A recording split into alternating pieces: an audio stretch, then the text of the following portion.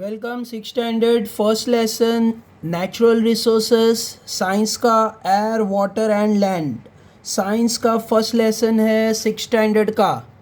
Natural resources मतलब natural resources जो हम यूज़ करते हैं, जो नेचुरली हमें अवेलेबल है, वो है एयर वाटर एंड लैंड। ये अवेलेबल है अर्थ के ऊपर, तो इसको नेचुरल रिसोर्सेस बोलते हैं। और जो रिसोर्स ह्यूमन मेड होते हैं वो ह्यूमन रिसोर्सेस होते हैं, बट ये नेचुरल रिसोर्सेस है, ये नेचर से अवेलेबल है हमारे अर्थ के ऊपर, एयर वाटर और लैंड। तो यहाँ पे हम स्टार्ट करते हैं। तो सबसे पहले एक डायग्राम हम देख सकते हैं इमेज में। ये डायग्राम जैसे हमें कंप्लीट एक्सप्लेनेशन दे रहा है ये चैप्टर का। जैसे जो नेचुरल रिसोर्सेस है एयर वाटर एंड लैंड, उसको और भी डिस्क्राइब किया गया है। जैसे ये हम देख सकते हैं अर्थ के ऊपर अवेलेबल है, जैसे अर्थ के ऊपर वाटर है, लैंड है और जो है एयर है।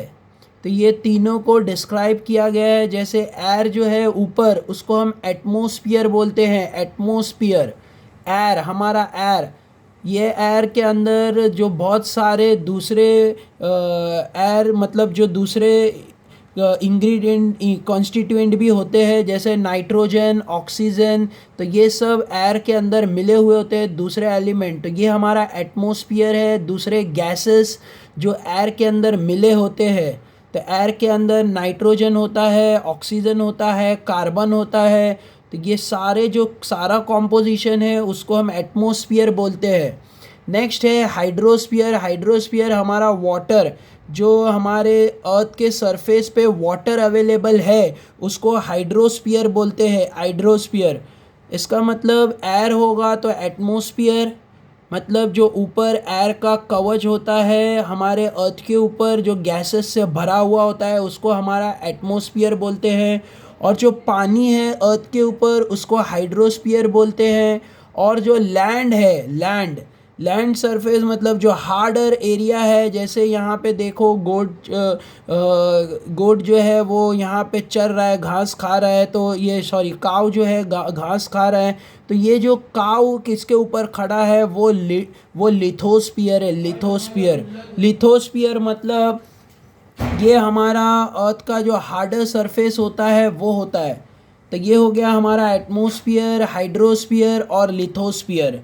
आई hope you all are getting it. Let us go further and study. आगे देखते हैं। नेचुरल रिसोर्सेस का डिस्क्रिप्शन दिया हुआ है आगे। नेचुरल रिसोर्सेस का डिस्क्रिप्शन। तो नेचुरल रिसोर्सेस क्या होता है इसमें ये एक्सप्लेन किया गया है। You can see something in a picture. हमने जैसे ऊपर जो स्टडी किया उसी को ही यहाँ पे पूरा डिस्क्राइब किया गया है कि वो क्या होता है। तो हम यहाँ पे शॉर्ट में देखेंगे। तो यहाँ पे हम देख सकते हैं living things and the parts of lithosphere. सारी चीज़ें जो अर्थ के ऊपर है, जो अर्थ के ऊपर बिल्डअप है, वो सारी लिथोस्फीयर में आएगी। तो यहाँ पे हम एक बार स्टडी करते हैं। You can see something in a picture are in water, some are on land, some in the sky, that is in the air. Thus all the things on the earth are associated with air, water and land. जैसे हमने यहाँ पे picture में देखा था, तो fish जो है वो पानी में है, समथिंग ऑन लैंड, काव जो है वो लैंड पे है, यहाँ पे शिप जो है, बोट जो है वो वाटर में है। और देख सकते हैं यहाँ पे एरोप्लेन जो है वो एयर में है, और जो बर्ड्स है वो भी एयर में है। तो ऐसे यहाँ पे हमें एक्सप्लेनेशन दिया है कि पिक्चर के अंदर सारी इन्फॉर्मेशन दी है, मतलब सारी information associated to land, air and water. Land, air and water, सब चीज़ें लैंड, एयर और वाटर से एसोसिएटेड है, मतलब उससे कनेक्टेड है। तो यहाँ पे हम आगे देख सकते हैं call the earth atmosphere, hydrosphere and lithosphere. इसीलिए यही जो लैंड, एयर और वाटर को आगे डिस्क्राइब किया गया, called earth atmosphere, hydrosphere and lithosphere.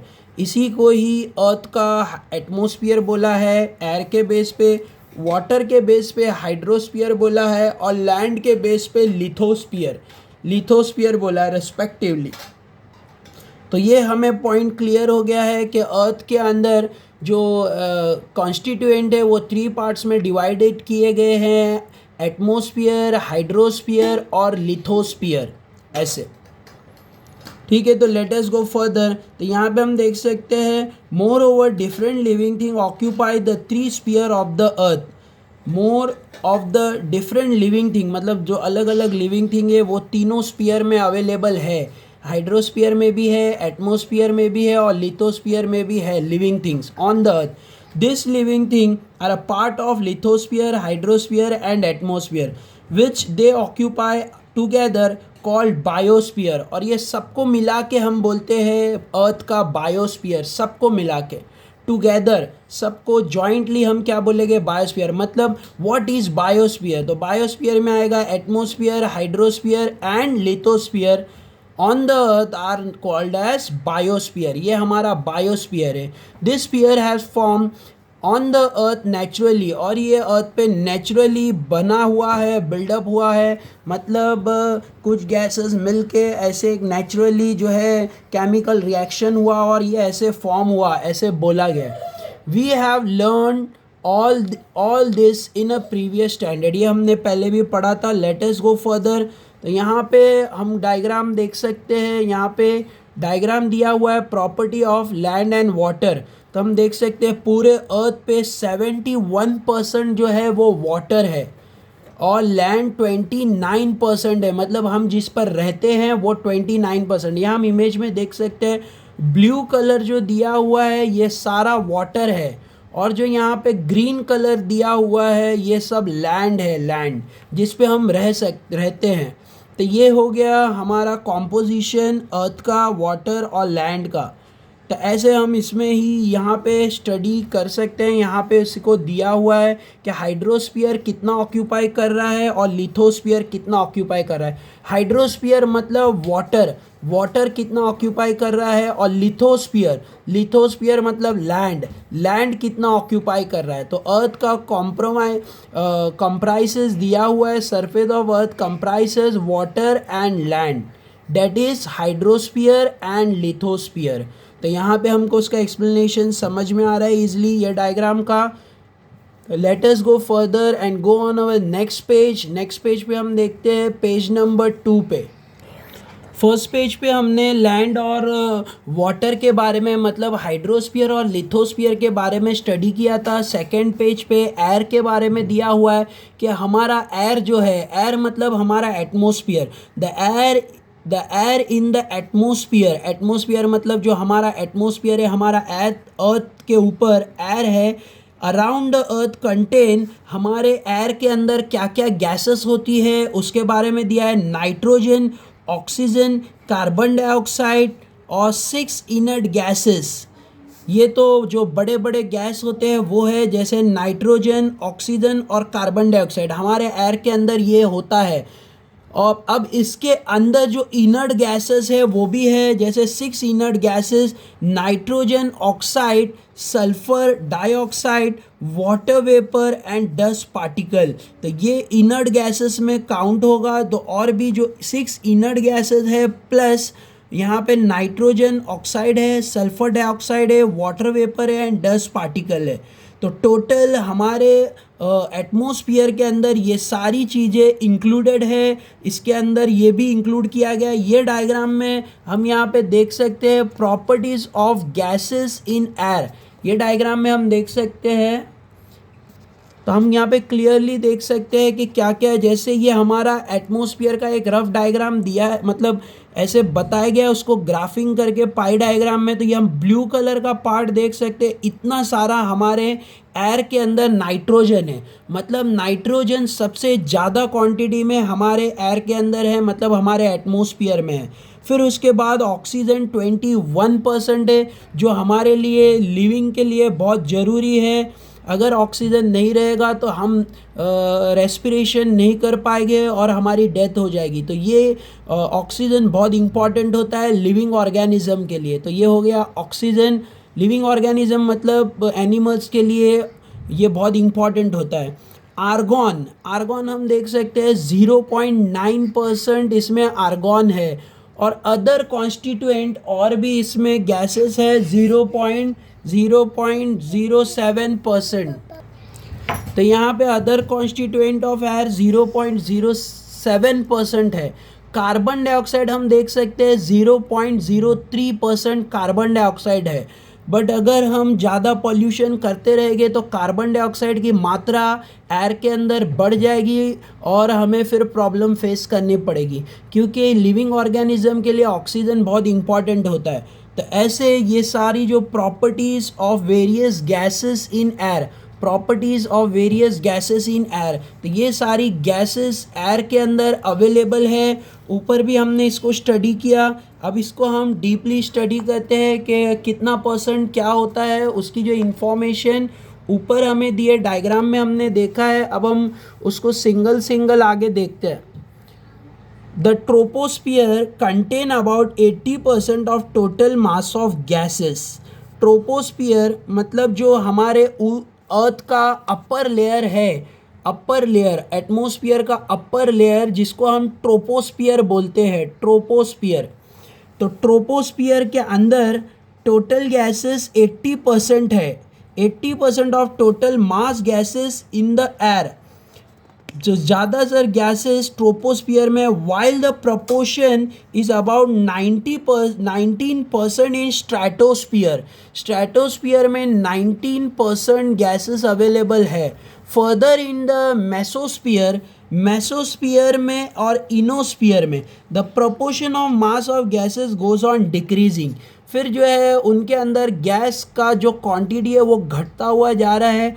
Gases are not found in the exosphere and beyond, और उसके ऊपर और जाएंगे हम तो एक्सोस्फियर आएगा और उसके आगे में गैसेस अवेलेबल नहीं है। तो ये एक इंफॉर्मेशन दिया हुआ है, मतलब हमारे अर्थ को लेयर्स में डिवाइड, अर्थ के ऊपर जो एटमॉस्फेयर है उसको लेयर्स में डिवाइड किया गया है, ट्रोपोस्फियर, स्ट्रेटोस्फियर, इनोस्फियर। तो वैसे उसको प्रपोर्शन में मतलब गैस को वहाँ पे बांटा गया है। हम वहाँ देख सकते हैं कि सबसे ज़्यादा जो गैसेस अवेलेबल है वो ट्रोपोस्फियर में है। ट्रोपोस्फियर 80%, वो 80% जो गैसेस है सबके नेमिंग ऊपर दिए हुए हैं, तो ये सब गैस एयर में है।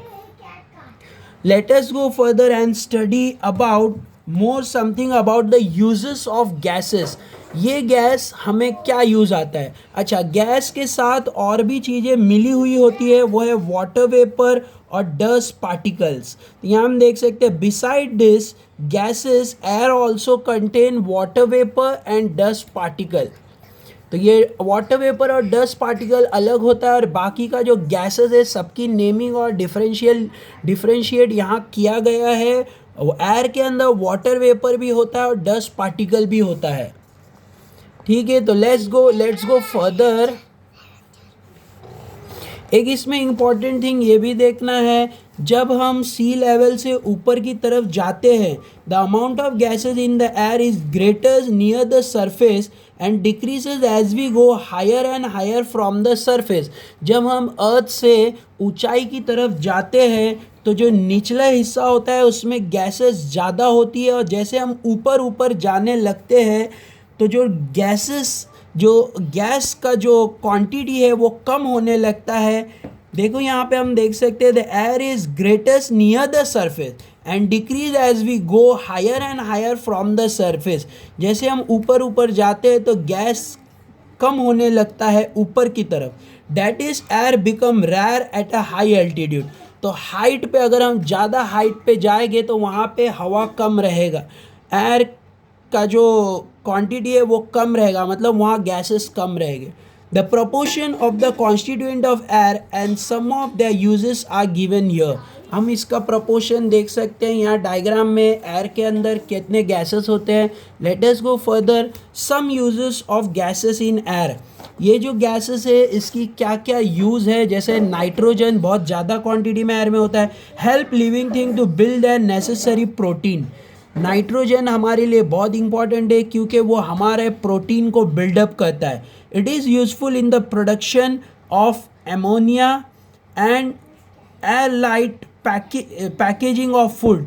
नाइट्रोजन एयर टाइट पैकेजिंग, जैसे फॉर एग्जांपल हम चिप्स या लेते हैं, उसमें देखो चिप्स के अंदर जो हवा भरा हुआ रहता है, क्योंकि वो ख़राब ना हो जाए उसके अंदर नाइट्रोजन भरा जाता है, तो वो फूड पैकेजिंग में भी काम आता है। तो इसको ही बोला है air tight packaging of food stuff. इसमें नाइट्रोजन भरा हुआ रहता है चिप्स के पैकेट में, या दूसरा कोई भी फूड स्टफ़ ले लो, हवा भरा हुआ रहेगा, मतलब वो नाइट्रोजन भरा हुआ है, क्योंकि वो फूड को सेफ रखता है। नेक्स्ट है ऑक्सीजन। ऑक्सीजन तो हमको मालूम है नेसेसरी फॉर रेस्पिरेशन, हम सांस लेते हैं तो ऑक्सीजन हमें बहुत ज़रूरी होता है, विदाउट ऑक्सीजन हम नहीं रह पा सकते। और कंब्यूशन में भी ऑक्सीजन काम आता है, जैसे हमें कैंडल जलाना चाहते हैं तो कैंडल के जलने के लिए ऑक्सीजन नीडेड है, नहीं तो वो जलेगा नहीं कैंडल। तो इसके लिए भी हम ऑक्सीजन बहुत ही, जैसे एक कैंडल जला लो और उसके ऊपर एक ग्लास रख दो, तो वो कांच का या ग्लास रख लो ऊपर पैक हो जाएगा, तो वो कैंडल बुझ जाएगा ऑटोमेटिक।